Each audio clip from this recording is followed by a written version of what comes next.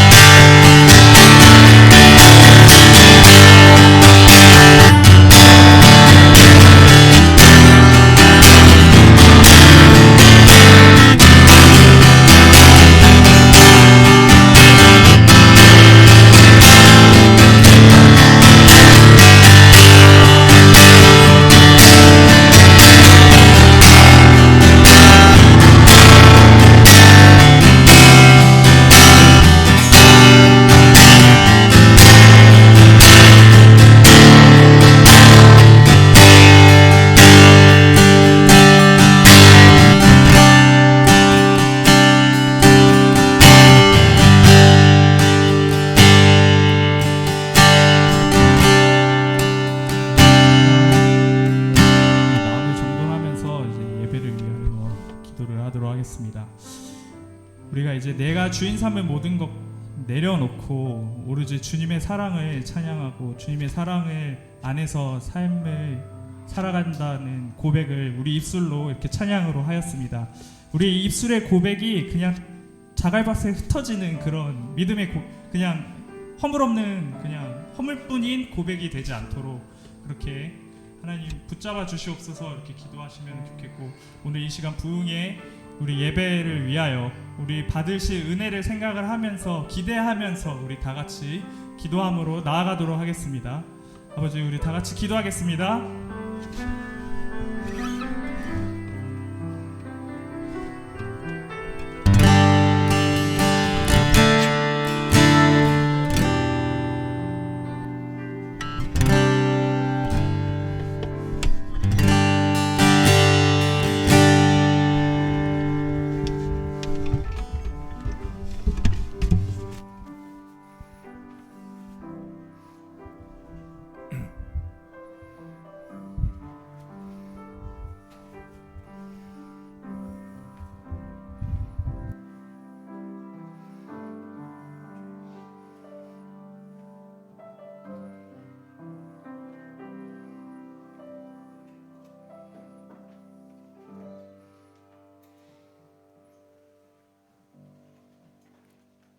기도드리겠습니다.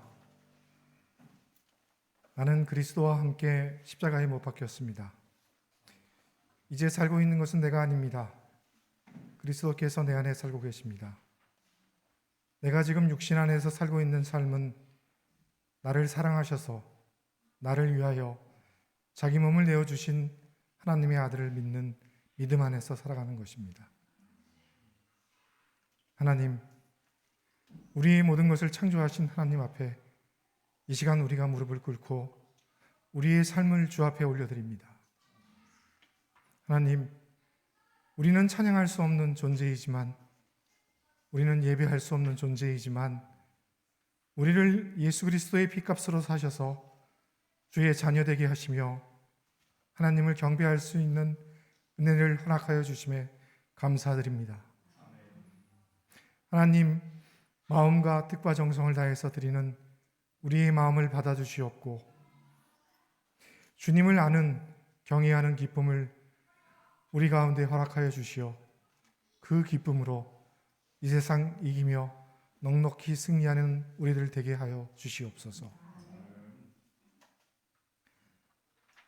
하나님, 오늘 우리는 삼회교회 가을 부흥회로 모였습니다. 귀한 시간, 복된 만남을 허락하여 주심에 감사드립니다. 부흥회를 통하여 우리 교회 좋아요, 우리 삼회교회 정말 좋아요 라고 고백할 수 있는 우리들 되게 하여 주시옵고, 삼회교회에서 우리가 배우고 받은 사랑과 기쁨을 교우들 간에 나아가서는 지역과 사회를 위해 나누고 베풀 수 있는 우리들 되게 하여 주시옵소서. 하나님, 우리가 하나님의 이름을 수없이 부르지만 하나님의 한 부분조차 제대로 알지 못함을 고백해오니, 오늘 가을 부흥회를 통하여 하나님께서 우리의 눈과 귀를 열어 보고 듣게 하시는 것, 하나님이 계시하시는 것, 알려주시는 것, 그것만으로 제대로 바르게 알게 하여 주시옵소서. 하나님, 오늘 행사를 위하여 기도와 희생으로 섬겨주신 목회팀과 나눔과 봉사와 찬양으로 헌신하신 여러 교우님들을 기억하여 주시옵소서. 무엇보다 이 자리에 함께 하신 모든 교우님들과 여러 이유로 이 자리에 같이 하지는 못했지만 사랑과 기도로 함께 하신 교우님들에게도 큰 축복이 임하옵기를 간절히 기도드립니다.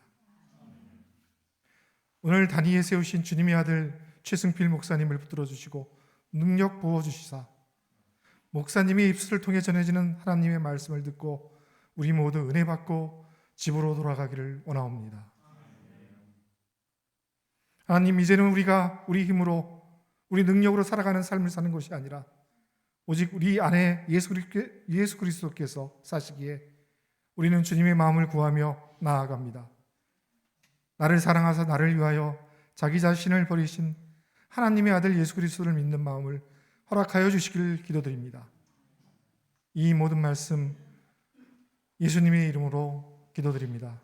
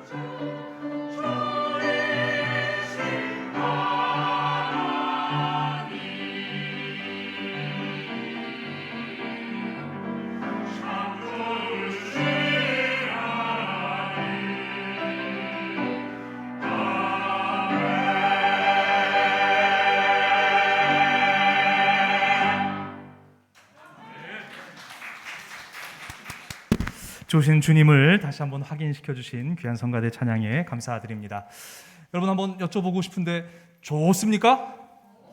네, 다시 한번 여쭐게요. 좋습니까? 네, 우리가 이렇게 좋을진데 우리를 보시는 우리 주님께서, 좋으신 주님께서 또 얼마나 좋으실까, 그런 생각을 해보게 됩니다. 다시 한번 가을 이 아름다운 계절에 부흥회로 하나님께서 저희들에게 은혜의 자리를 마련해 주신 것 얼마나 기쁘고 감사한지 모르겠습니다. 더 큰 기대하는 마음으로 이 시간 우리에게 주신 하나님의 말씀 봉독하고자 합니다. 가지신 성경 신약 성서 64쪽 마가복음서 10장 17절에서 22절까지의 말씀을 함께 봉독하겠습니다. 68쪽입니다. 마가복음서 10장 17절에서 22절까지의 말씀입니다. 예수께서 길을 떠나시는데 한 사람이 달려와서 그 앞에 무릎을 꿇고 그에게 물었다. 선하신 선생님, 내가 영원한 생명을 얻으려면 무엇을 해야 합니까? 예수께서 그에게 말씀하셨다. 어찌하여 너는 나를 선하다고 하느냐? 하나님 한 분밖에는 선한 분이 없다. 너는 계명을 알고 있을 것이다. 살인하지 말아라. 간음하지 말아라. 도둑질하지 말아라. 거짓으로 증언하지 말아라. 속여서 빼앗지 말아라. 내 부모를 공경하여라 하지 않았느냐? 그가 예수께 말하였다. 선생님, 나는 이 모든 것을 어려서부터 다 지켰습니다. 예수께서 그를 눈여겨보시고 사랑스럽게 여기셨다. 그리고 그에게 말씀하셨다. 너에게는 한 가지가 부족한 것이 있다. 가서 내가 가진 것을 다 팔아서 가난한 사람들에게 주어라. 그리하면 내가 하늘에서 보화를 차지하게 될 것이다. 그리고 와서 나를 따라라. 그러나 그는 이 말씀 때문에 울상을 짓고 근심하면서 떠나갔다. 그에게는 재산이 많았기 때문이다. 이는 우리에게 주시는 하나님의 말씀입니다. 아멘. 네, 여러 주 전부터 참 나름 오랫동안 이 시간을 여러분 고대하시고 또 기도하신 줄 믿습니다. 특별히 오늘 말씀을 대언해 주시기 위해서 귀한 강사 목사님을 저희가 고대해 왔는데요. 몇 주 주일을 통해서도 광고 드렸듯이 저희 교회에 가장 가까운 형제 자매 교회인 세광교회, 그 세광교회를 올 6월부터셨나요? 목사님께서 또 7월부터 새로 부임하셔서 목회하고 계시는 우리 최승빈 목사님을 오늘 강사 목사님으로 모시게 되었습니다. 오시기 전에 한사랑교회에서 또 목회를 하시는 과정 속에서 저희 교우님들 중에서 또 아시는 분도 계시고 이렇게 저렇게 저희 교회와 참 깊은 인연이 있는 목사님이신데요. 이 시간 나오셔서 나를 따르라 하시니 근심하여 가니라 라는 제목으로 말씀 대언하실 때에 큰 은혜 받으시길 바랍니다. 우리 나오실 때 박수로 한번 크게 환영해 주시면 감사하겠습니다.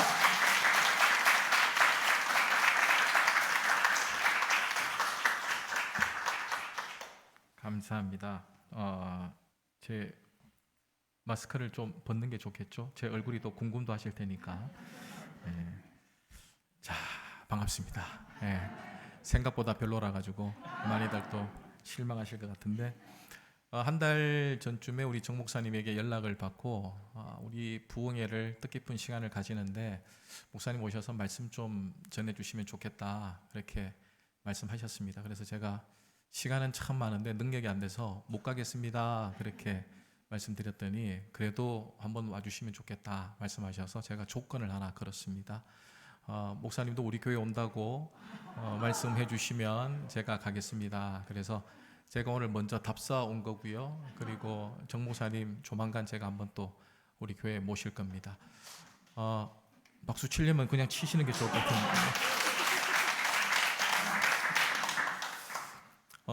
우리 삼회교회는 하는 게 다 잘 되는군요.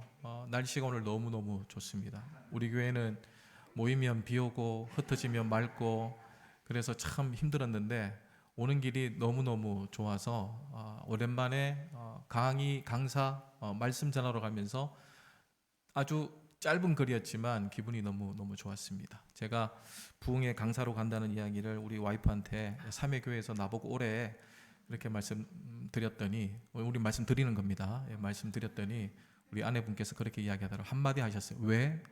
이렇게 이야기하더라고요. 그래서 제가 지는 게 싫어서 좀 하니까 부르는 거 아니겠어? 이렇게 이야기했더니 저한테 아주 그냥 직면을 시켜줬습니다.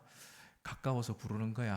이렇게 가까워서 부르는 거야. 그렇게 이야기하더라고요. 그래서 제가 주제 파악을 좀 이제 하게 되었죠. 그러나 좀 한다고 생각하겠습니다. 왜냐하면 삼회교회에서 부를 정도면 아무나 부르지 않을 거니까. 아멘. 네, 그래서 그렇게 생각하고 하렵니다. 그런데 우리 삼회교회는 여러분들 다 아시다시피 가장 우리나라에서 큰 교회이지 않습니까? 입구에서 여기까지 오는데 제가 한참 걸려왔고 또 얼마나 부자 교회인지 은행이 얼마나 많은지 오는데 은행이 너무너무 많더라고요. 저도 잘 됐다고 생각했거든요. 저도 나름 잘 살아왔고 잘 됐다 그렇게 생각하면서 지금까지 아마 살아온 것 같습니다.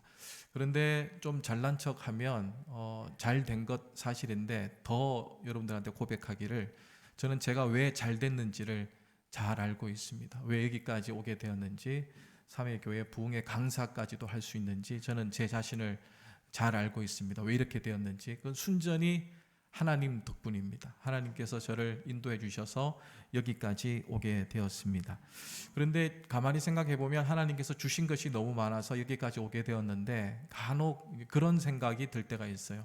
야, 여기까지 왔는데 갑자기 하나님 뭐라도 하나 달라고 하시면 어떡하나 그런 생각이 듭니다. 너 세광교회 담임 목사 된 지 3개월밖에 되지 않았는데 야, 너 거기 있지 말고 저 오지 땅 선교사로 가라 이렇게 이야기하면 어떡하나 그런 걱정들이 있습니다. 얼마 가지지 않았지만 내게 있는 전부를 다 빼앗아 간다 그렇게 이야기하면 나 어떡하나 라는 생각도 들고요.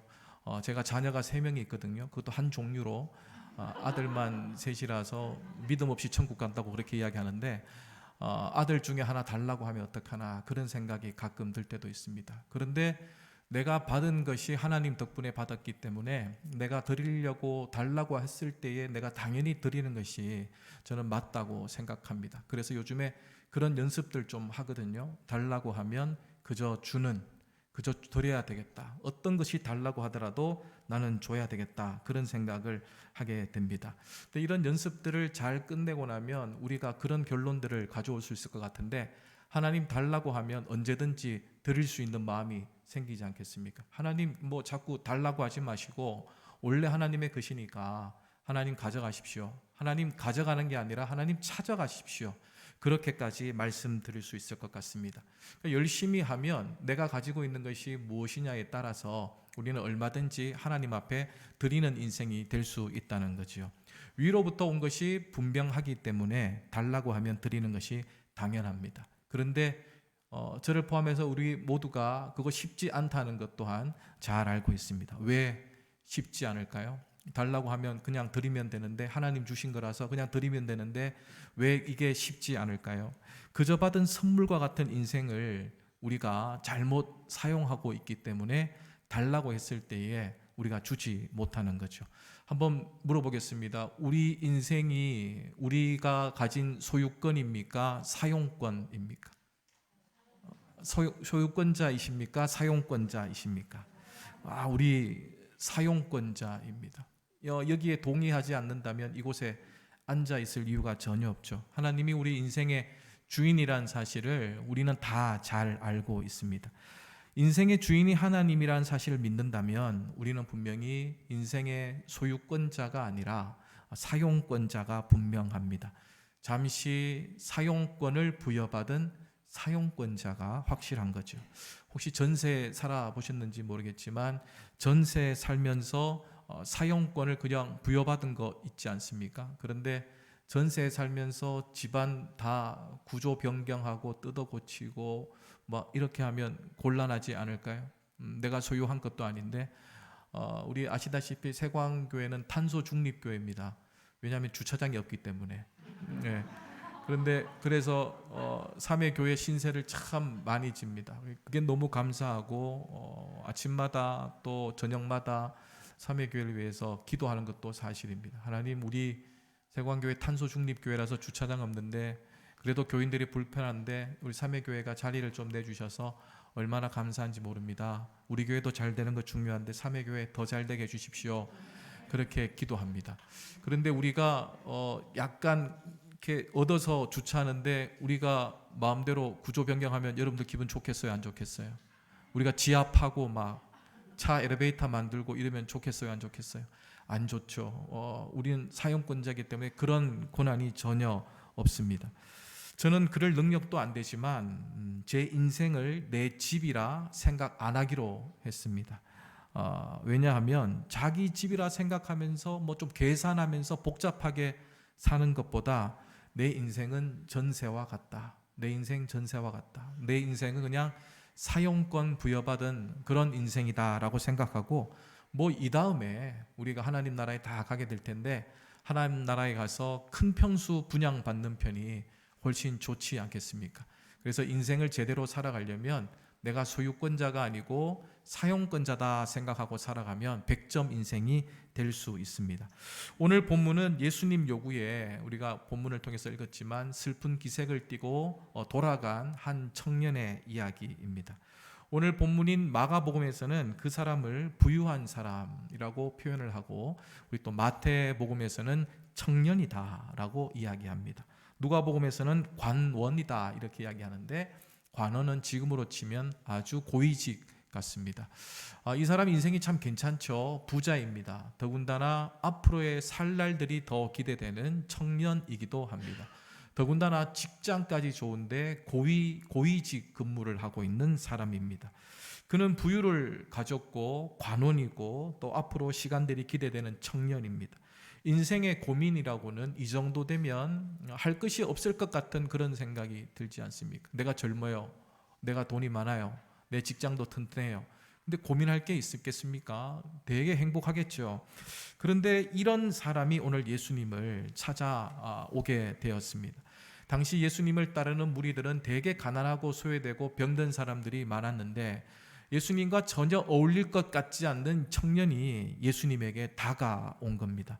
그리고 예수님을 간절히 찾았습니다. 본문 17절 말씀을 보시면 여러분들이 가지고 있는 성경과 제가 가지고 있는 성경이 좀 달라서 혼돈이 올 수 있지만 내용은 다 비슷할 겁니다. 예수께서 길에 나가실새 한 사람이 달려와서 꿇어앉아 묻자오되 선한 선생님이여 내가 무엇을 하여야 영생을 얻으리이까.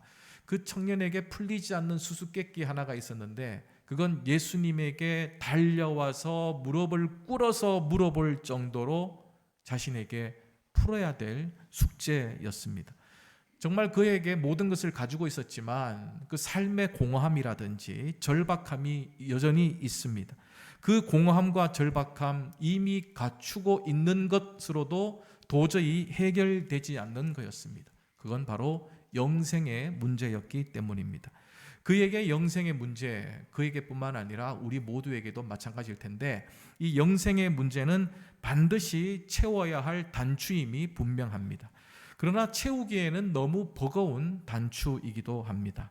재산의 일부를 상속받은 이 청년이 영생이라는 것을 상속받는 것, 거기에 관심을 가지는 것은 당연한 이치입니다. 여러분 생각해 보십시오. 우리가 잘 생각해 보면 내가 덜 가져서 내 삶이 불편한 것이 아니라 내가 정말 가져야 될 것을 가지지 못하면 내 삶이 불편합니다. 동의하시는지요? 큰 회사에 공채로 우리 한 사람을 이렇게 뽑게 되었는데요. 많은 사람들이 이제 이력서를 내고 신청을 아마 한 것 같습니다. 제가 세관계에 올 때 제 자랑 같지만 100대 1의 경쟁률을 뚫고 된 사람입니다. 네. 그래서 이 청년도 이력서를 내고 이제 면접을 기다리고 있는데 면접관이 그 이력서를 보고 깜짝 놀랐습니다. 왜냐하면 너무나도 완벽했기 때문에 그 스펙이 너무나도 완벽하는 거예요. 좋은 학교 나왔고 또 좋은 집안이고 너무너무 신체 조건이라든지 너무너무 완벽한 거예요. 그래서 면접관들끼리 이렇게 속삭였습니다. 아니 저 친구는 도대체 못하는 게 뭐야, 다 잘한다고, 이력서만 봐도 너무나도 완벽한 사람이라고. 그래서 그 청년에게 되물었습니다. 야, 이 이력서만 봐도 당신은 못하는 게 없는데 당신이 못하는 게 뭐냐, 그게 너무 궁금하다. 그렇게 물었더니 이 청년 대답하기를 취업입니다. 그렇게 이야기하다는 거예요. 너무 아이러니하지 않아요? 다 갖추었어요. 내가 취업을 위해서 모든 스펙을 지금까지 쌓아왔어요.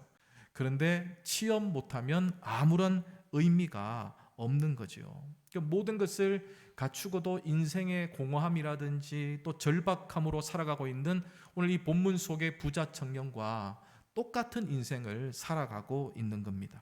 모든 것을 가졌지만 영생의 문제를 우리가 해결받지 못한다. 그러면 이 부자 청년의 답답함, 그 답답함과 우리가 동일한 것을 가지고 살아가는 거죠.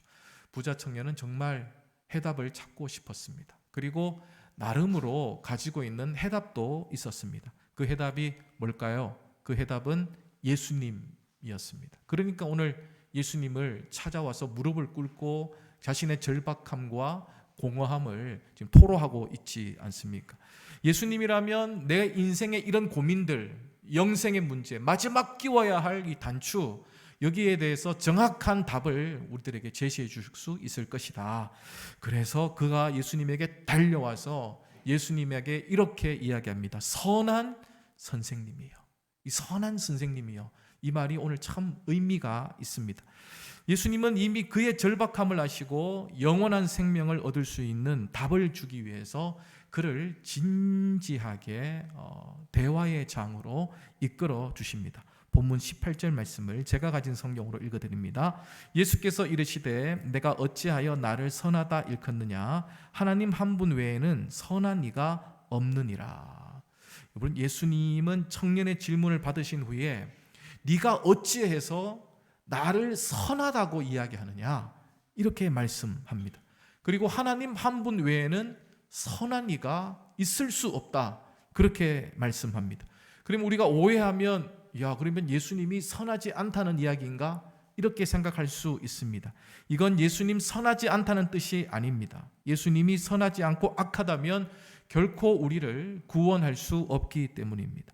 예수님께서 하나님만이 유일하게 선하다 하신 이유는 그 말씀 속에 우리가 좀 깨달아 알아야 할 깊은 의미가 담겨져 있습니다. 청년은 어릴 때부터 율법 잘 지켰다고 이야기하잖아요. 나름의 자부심을 가지고 있었습니다. 나 같은 사람 별로 없어. 나 인생 참 잘 살았어. 그렇게 지금 자부심이 대단한 것 같습니다. 그런 마음이 그들에게 있는 거죠. 그러나 채워지지 않는 하나의 문제로 자신보다 더 선하다고, 나도 나름대로 율법을 잘 지키면서 선하다 생각하며 살아왔는데 남들이 다 예수님 정말 선하다고 이야기하니까 나보다 더 선하다고 느껴지는 예수님에게 다가와서 그 질문을 지금 던지고 있는 겁니다. 영생을 얻기 위해서 사람이 쌓을 수 있는 마지막 구원의 방식이 무엇인지를 지금 묻고 있는 거죠. 이런 상황에서 우리 예수님께서 선한, 그 청년이 가지고 있는 선한 개념 그대로 받아서 구원의 방식에 적용시키면 여러분 어떤 일이 벌어질까요? 행함을 통해서 구원을 받는 선행구원, 그 선행구원이라는 율법주의에 빠지게 됩니다. 그래서 예수님은 하나님 한 분 외에는 선한 사람이 없다, 그렇게 말씀하는 거죠. 이 말을 좀 더 쉽게 이야기하면 하나님 한 분만 선하시기 때문에 도대체 선으로는 우리가 구원을 받을 수 없다라는 것을 지금 말씀하고 있습니다. 오늘 오후 6시 부산 주경기장에서 어떤 일이 벌어지는지 혹시 여러분 아십니까?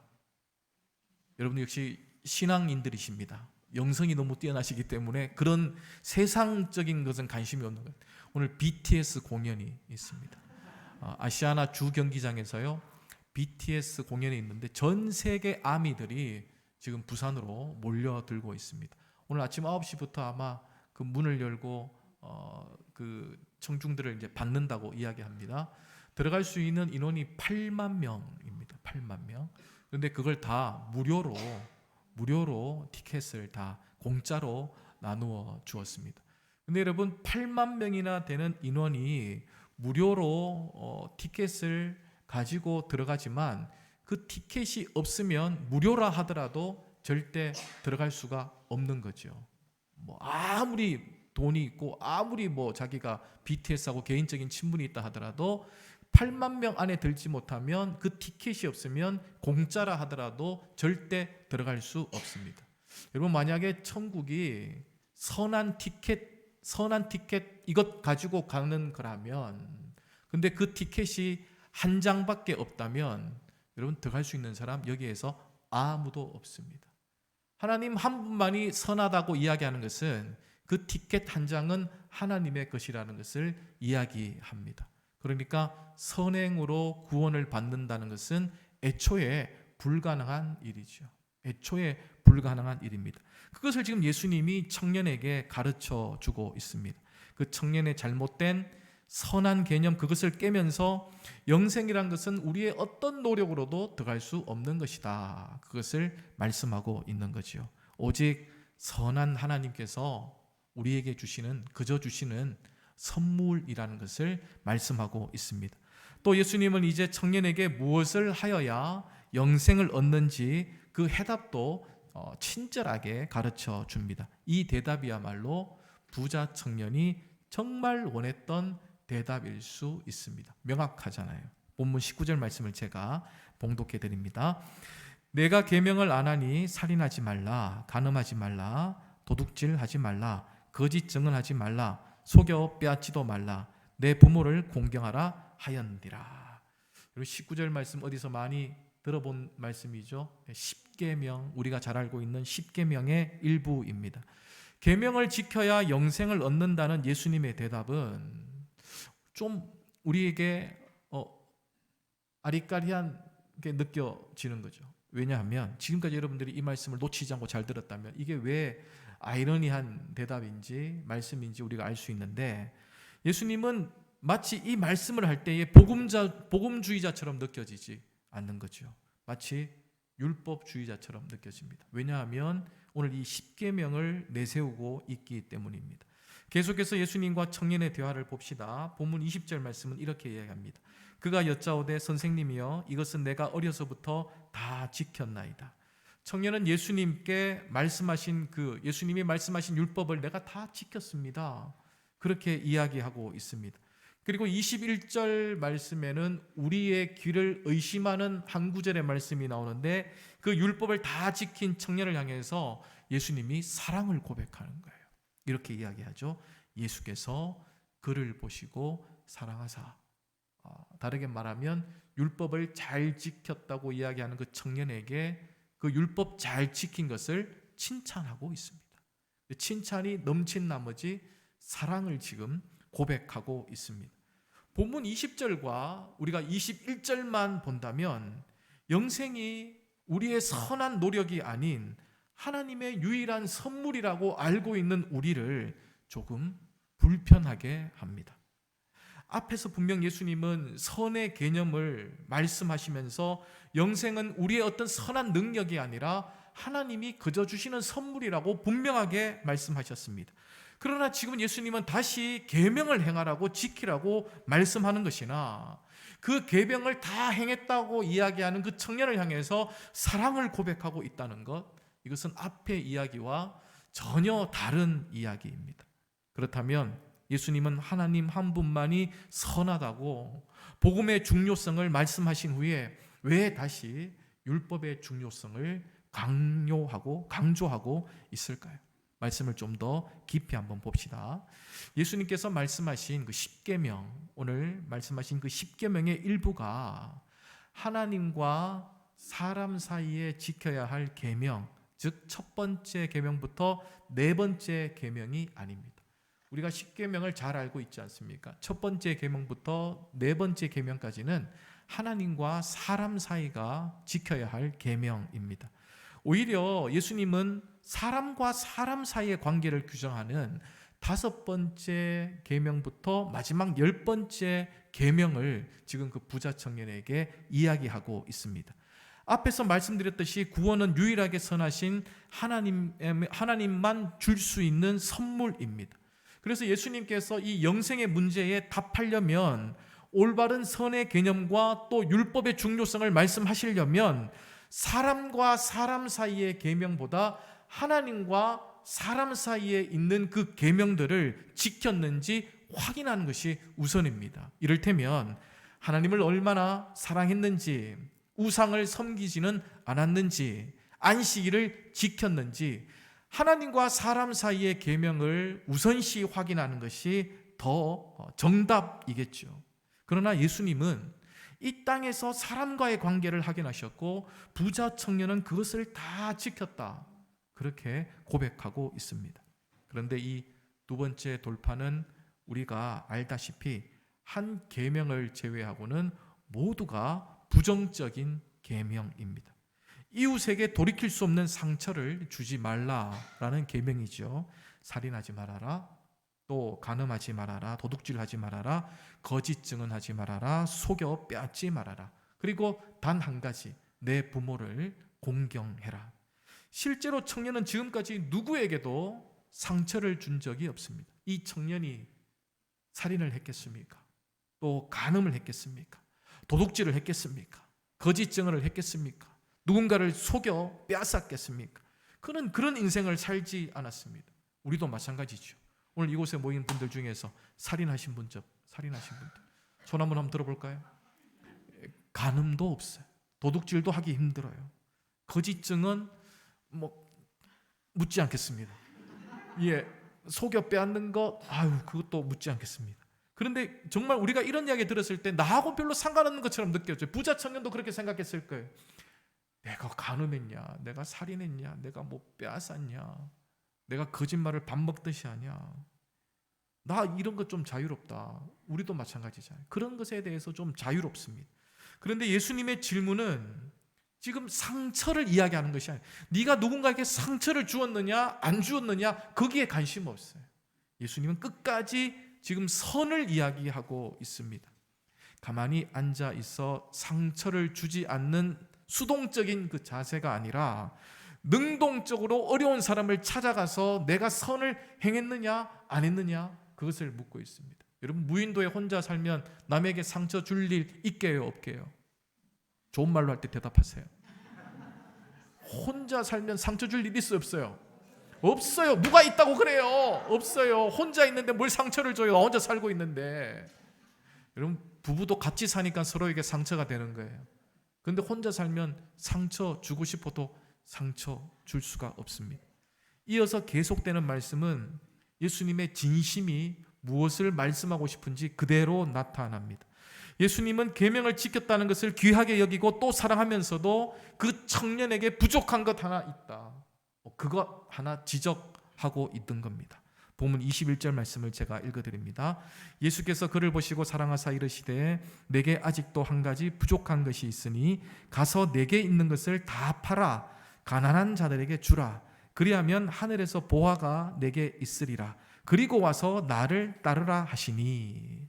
오늘 예수님이 십계명 가운데 사람과 사람 사이에 지켜야 할 계명들을 말씀하신 것은 그 계명들과 영원한 생명이 무관하지 않기 때문입니다.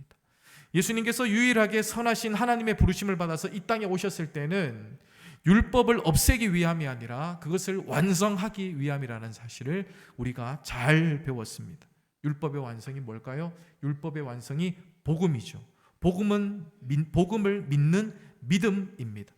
영원한 생명을 위해 준비되어야 될 것은 율법을 하나도 빠짐없이 다 지켜내는 것이 아니라 날마다 그 율법을 보면서 우리가 지킬 수 없는, 어찌할 수 없는 죄인임을 인정하는 겁니다. 우리 죄를 위해 십자가 지신 예수님을 그저 믿고 그저 따르는 겁니다.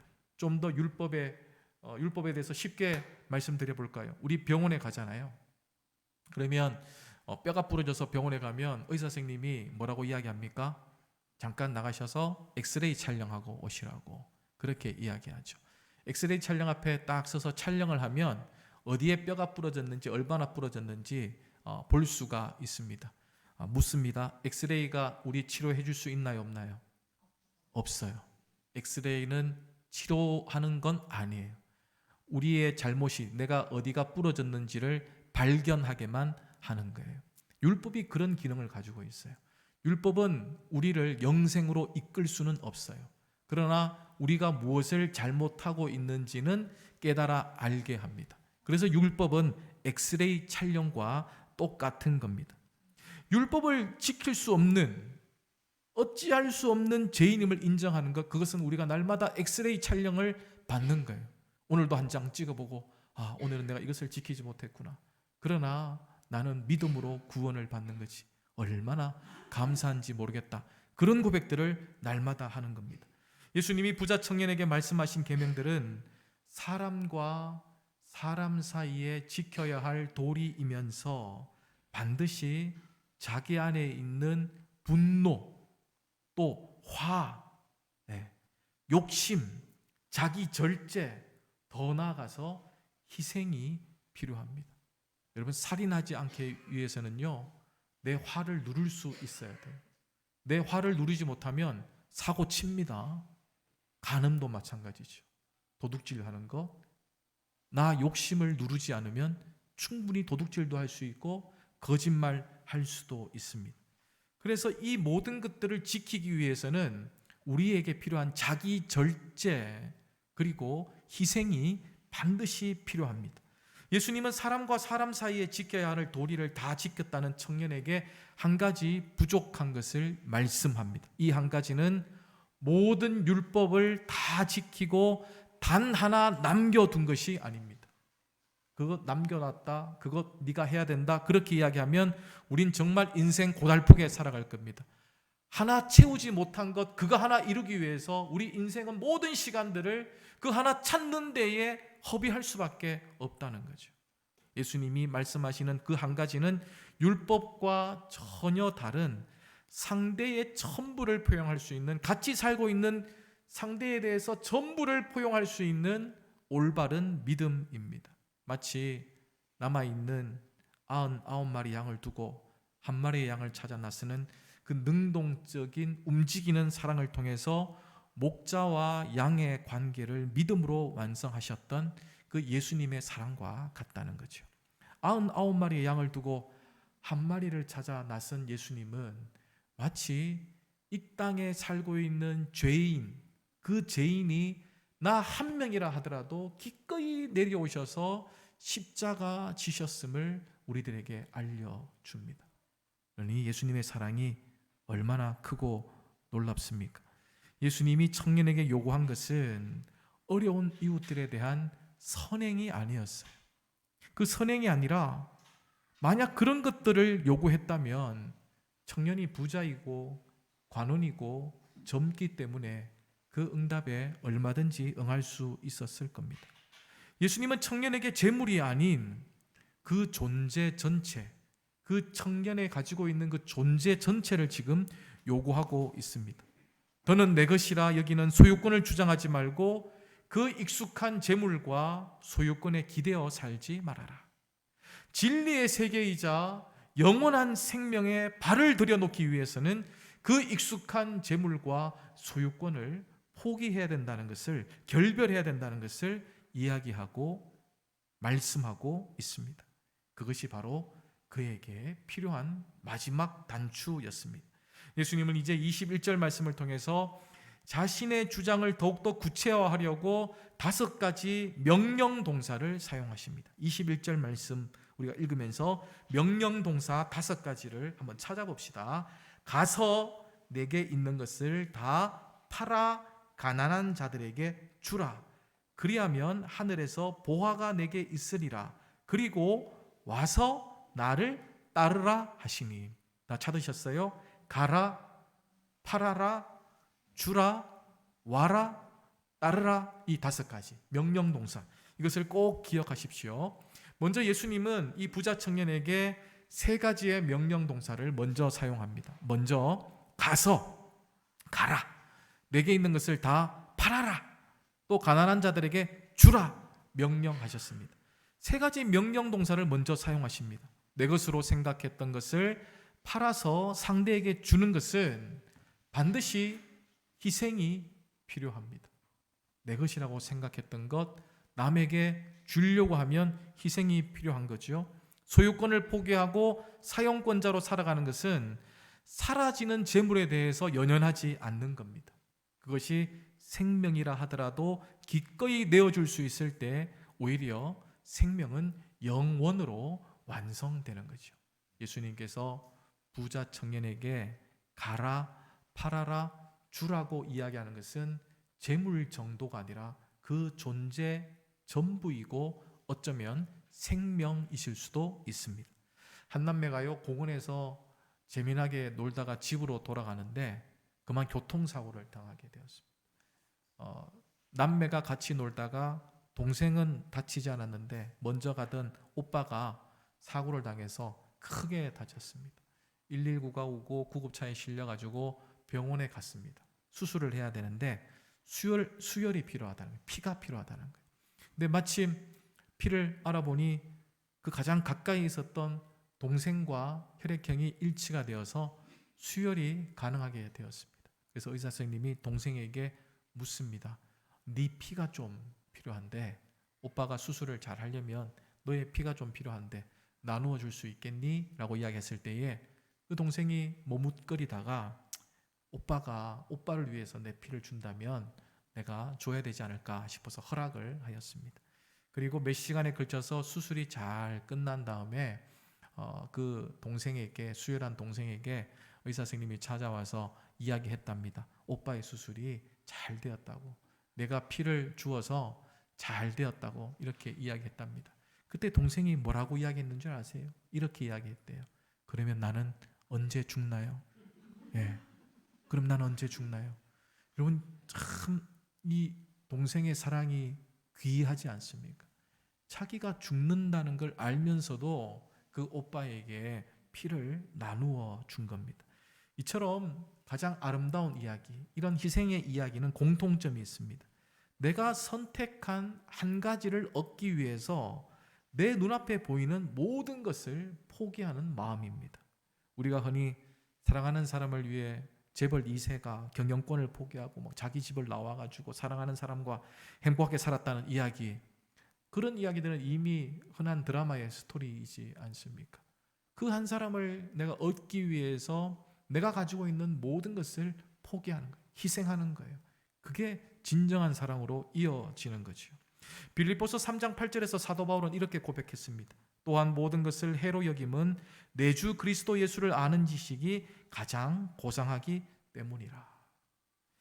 사도 바울도 세상의 종이 되어서 예수님에게 자유로운 것보다 예수님에게 종이 되어서 세상을 자유롭게 사는 편이 더 낫겠다, 그런 고백을 하게 된 겁니다. 여러분, 근데 아름다운 이야기는 이렇게 흘러가지만 슬픈 이야기는 반대이지 않습니까? 다른 것에 욕심을 부리다가 정말 지켜야 할 한 가지를 잃어버리는 경우가 너무나도 많이 있습니다. 우리 주위에 쉽게 볼 수 있는 이야기, 쉼없이 달려와서 사업을 일으켜 세웠는데 건강을 잃어버립니다. 바쁘다는 이유로 신앙생활을 멈추고 교회를 떠났다가 전혀 다시 돌아올 수가 없습니다. 그래서 우리는 눈앞에 보이는 재물에 연연하기보다 가장 소중한 하나님의 말씀을 따라 가라고 하면 가고, 팔라고 하는 것을 팔고, 주라고 하는 것을 줄 수 있는 희생적 결단이 우리들에게 필요한 거죠. 그렇다면 그렇게 다 가고 다 팔고 다 주고 그러면 우리에게 따라오는 것은 무엇입니까? 뭔가 받는 게 있어야지. 그렇게 말씀하실까 봐 준비했습니다. 본문 21절 5가지 명령 동사 중에 첫 번째, 두 번째, 세 번째 명령 동사, 그리고 네 번째, 다섯 번째 명령 동사 사이에 예수님께서 우리들에게 주시는 약속의 메시지가 하나 있습니다. 제가 봉독해 드립니다. 그리하면 하늘에서 보화가 내게 있으리라. 이 말씀 마음에 드시죠? 그렇게 하면 하나님이 우리들에게 보화를 주시겠다 이야기합니다. 가라, 팔아라, 주라, 이것을 행하는 자에게 예수님은 보화를 약속하셨습니다. 21절 보화로 번역된 헬라어 데사우로스, 이 뜻은 보물, 상자, 창고, 곳간, 한마디로 공간을 지칭하는 말씀입니다. 즉 세 가지 명령 동사, 가라, 팔아라, 주라, 이것을 행하는 자에게 하나님 나라에 네가 있을 수 있는, 머무를 수 있는 공간을 만들어 주겠다, 그 말씀과 같습니다. 하나님 나라의 공간은 우리가 영원히 머물러야 할 곳이지 않습니까? 거기가 어디든 이 정도 되면 따라갈 수 있겠죠. 하늘의 공간을 예비한 사람, 하늘의 공간, 내가 가야 할 예비된 공간이 있다고 믿는 사람은 나머지 두 동사, 와라, 따르라, 이 두 가지도 시원하게 해결할 수 있습니다. 고민이 별로 없게 되는 거죠. 예수님께서 무엇을 달라고 하든 줄 수 있고 드릴 수 있는 그런 사람이 될 수 있습니다. 그런 사람이 바로 하늘에 소망을 두고 살아가는 사람이죠. 우리가 드린다고 하면서 드리는 것도 사실입니다. 그러나 부자 청년처럼 드릴 수 있는 것만 드리고 있는 것은 아닌지 자신을 한번 깊이 생각해 볼 필요가 있습니다. 우리가 정말 드릴 것은 내게 필요 없는 것이 아니라 내게 꼭 필요한 것이라도 주님이 필요하다고 요구하시면 희생을 감수하면서도 드릴 수 있는 것, 그래서 하나님이 기쁨이 되는 것, 그 믿음의 자세가 우리들에게 필요한 거죠. 오늘 예수님은 청년에게 그것을 지금 요구하고 있는 겁니다. 주님이 우리에게 동일하게 요구하시는 것 또한 우리의 것을 단순히 빼앗아가기 위함이 아니라 오히려 우리에게 영생을 주기 위함이라는 사실을 우리는 기억해야 합니다. 우리가 가지고 있어서 백해무익한 것, 그러나 우리는 판단할 수 없는 것, 그것을 정확하게 아시고 그것을 요구합니다. 왜냐하면 그게 내게 있으면 우리는 영원한 생명을 얻을 수 없기 때문에. 그러나 내가 필요하다고 생각이 되지만 그것을 내어드릴 때에, 하나님이 원하실 때 내어드릴 때에 영원한 생명과 내가 이어질 수 있다는 것도 우리가 명심해야 되는 거죠. 내게는 꼭 있어야 되는데, 나는 그렇게 생각하는데 주님은 그게 필요 없다고 이야기했던 것, 그것 부자 청년에게는 재물이었습니다. 그렇다면 아브라함에게는 무엇이었겠습니까? 이삭이었겠죠. 아들 이삭이었겠죠. 모세는 40년 동안 광야에서 안주하며 살았던 그 게으른 삶이었습니다. 그것을 들을 때에 모세는 민족의 지도자가 될 수 있었고, 아브라함은 이삭을 들을 때에 믿음의 조상이 될 수 있었습니다. 여러분, 오늘 우리들에게는 무엇을 요구하시겠습니까? 생명이 생명으로 이어지는 것, 그것을 방해하는 모든 것입니다. 우리가 영생의 길을 가고자 할 때에 그 영생의 길을 못 가도록 막고 있는 것, 그 모든 것들을 지금 내게 내어놓아라, 예수님 말씀하고 있습니다. 부자 청년이 많은 계명을 알고 지킨다고 하더라도 존재 전체의 변화에 순응하지 못하면 그에게 영원한 생명은 없습니다. 예수님은 계명을 다 지킨 부자 청년에게 자신의 소유를 팔아서 나누어 줄 것을 말씀하고 와서 나를 따르라 말씀하셨습니다. 그러나 우리가 알다시피 오늘 이 부자 청년은 슬픈 기색을 띠고 근심하며 돌아갔다. 최종적으로 그렇게 결론을 내리고 있습니다. 22절 말씀을 제가 읽어드립니다. 그 사람은 재물이 많은 고로 이 말씀으로 인하여 슬픈 기색을 띠고 근심하며 가니라. 여러분, 제일 처음에 우리가 이 부자 청년을 처음 만났을 때에 그의 행동이 어땠습니까? 영생을 얻고자 달려와서 주님 앞에 무릎을 꿇어서 물을 정도로 그 해답에 간절한 사람이었습니다. 그럼에도 그가 지금은 슬픈 기색을 띠고 근심하면서 자신의 자리를 박차고 돌아가 버립니다. 이유가 뭘까요? 그렇게 간절했던 사람이 왜 예수님 한마디에 그냥 돌아가 버릴까요? 예수님께서 부자 청년을 만난 그 시점이 굉장히 중요한데, 그 사건은 예수님께서 십자가를 지기 위해서, 죽기 위해서 예루살렘으로 가는 길이었습니다. 그러니까 주님이 부자 청년에게 와서 나를 따르라, 이 요구는 일상적인 동행이 아니라 사명적인 동행을 요구하고 있는 겁니다. 사명적 동행을 요구하신 거예요. 사명적 동행, 십자가 지는 그 일에는 반드시 희생이 필요합니다. 그 영생을 얻기 위한 충분 조건을 다 갖추었다고 그는 생각했지만 사명적 동행에 따라갈 이유가 그에게는 전혀 없었던 거죠. 살인한 적도 없어요. 간음한 적도 없습니다. 도둑질한 적도 없습니다.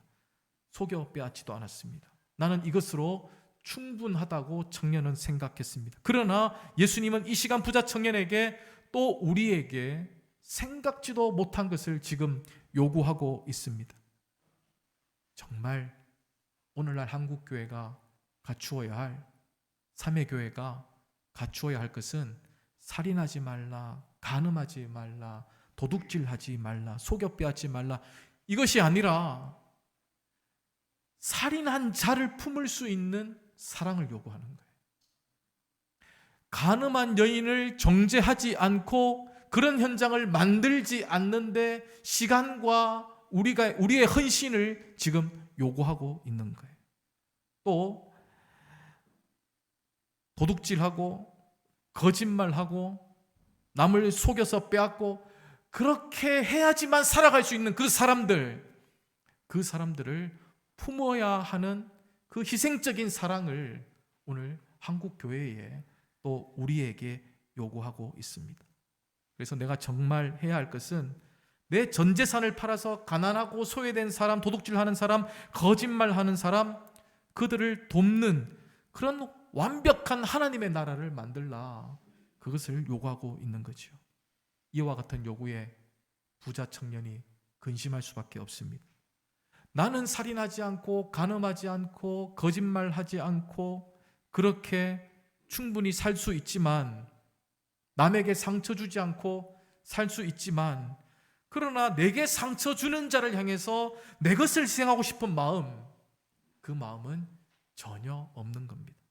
그에게 영원한 생명은 자신의 것을 희생하면서까지 얻어야 할 가치가 아니라는 것을 그가 스스로 느끼게 되는 거죠. 사랑하는 성도 여러분, 우리의 삶은 상처 주지 않는 것으로 우리의 영원한 생명이 보장받는다, 물론입니다. 상처만 주지 않고 믿음만 있어도 그렇게 될 수 있겠지요. 그런데 그렇게 살다가 하나님 나라가면 조금 부끄럽고 또 수치스럽지 않겠습니까?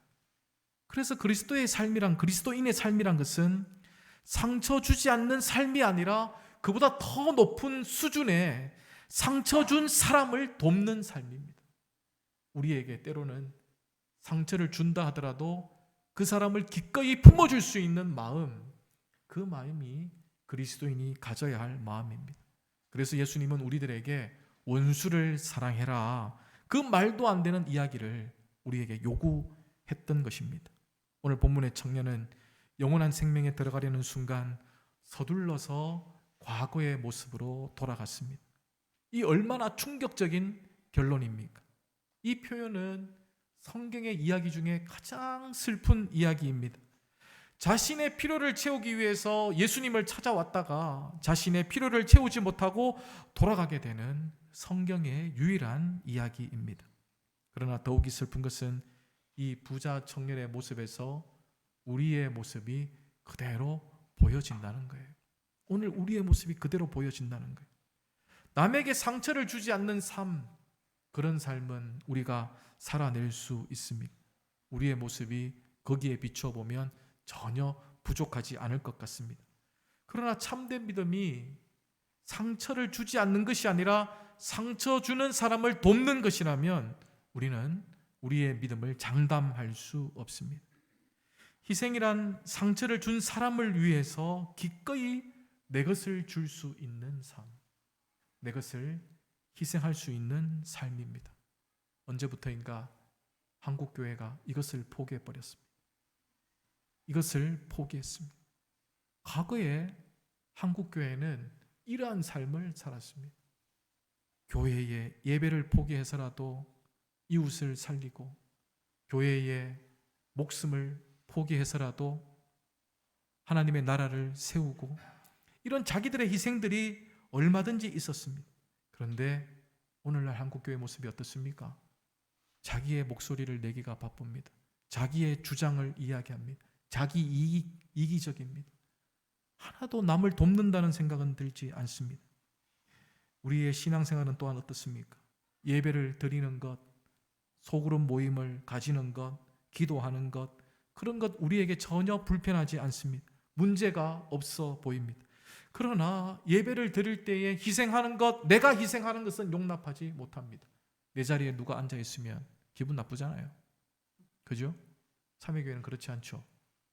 방송 안 나가죠, 이거. 우리 교회는 그래요. 가방 걸어놓고 내 자리 차지하고. 네. 소그룹 모임 하는데 누가 불편한 이야기하면 그 사람 안 나왔으면 좋겠다, 그렇게 이야기하는 게 한국교회 현실입니다. 코로나가 장기화되면서 여러분 예배 드리는 것은 어떻습니까? 예배 드리는 것이 공간과 시간에 자유해지면서 방송을 통해서 어느 때든지 우리가 예배를 드리게 되면서 주일 예배를 월요일에 드리기도 하고 또 화요일에 드리기도 하고 어떤 사람들은 한 달치를 몰아서 드리기도 하고 그렇게 살아갑니다. 내 시간을 희생할 생각은 전혀 없는 거예요. 주말에 야외 행사가 잡히면 거기 가는 게 우선입니다. 그리고 예배는 온라인으로 녹화되니까 갔다 와서 드리면 되지. 자기 희생이 전혀 없습니다. 내 시간에 하나님을 맞추라고 이야기하는 거죠. 우리가 하나님의 시간에 맞추는 것이 아니라 나의 시간에 하나님 맞추십시오. 내가 주말에 좀 즐길 테고 다 즐기고 난 다음에 저녁 8시, 9시 주일 밤 그때 주일 낮 예배 드리면 안 됩니까? 그거 예배 드리는 거 아닙니까? 그렇게 이야기합니다. 말씀을 나누고 교제하는 일에 자기 희생이 있는지 없는지 우리는 살펴보아야 합니다. 나에게 상처 주는 사람을 넉넉한 이해로 서로 품고 또 도와주고 있는지 확인해 볼 필요가 있습니다. 여러분, 기도 생활은 어떻습니까? 기도라는 것은 내가 원하는 것을 얻기 위한 수단에 불과하지 않습니까? 언제부턴가인가 누군가를 위해서 기도하는, 중보 기도하는, 그런 내 시간을 내어서 기도하는 그런 것들은 다 살아버려지고 말았습니다. 예수님은 부자 청년에게 참된 선이란 상처를 주지 않는 것이 아니라 희생이라는 사실을 가르쳐 주셨습니다. 한 알의 밀알이 땅에 떨어져 죽어야만 생명이 또 다른 생명으로 이어진다는 사실, 영원한 생명의 법칙을 오늘 그 부자 청년에게 가르쳐 주셨습니다. 이제 예수님께서 우리에게 원하는 것이 무엇인지, 우리가 꼭 필요로 하는 그 한 가지가 무엇인지를 명확하게 말씀하고 있습니다. 그것은 바로 희생입니다. 희생.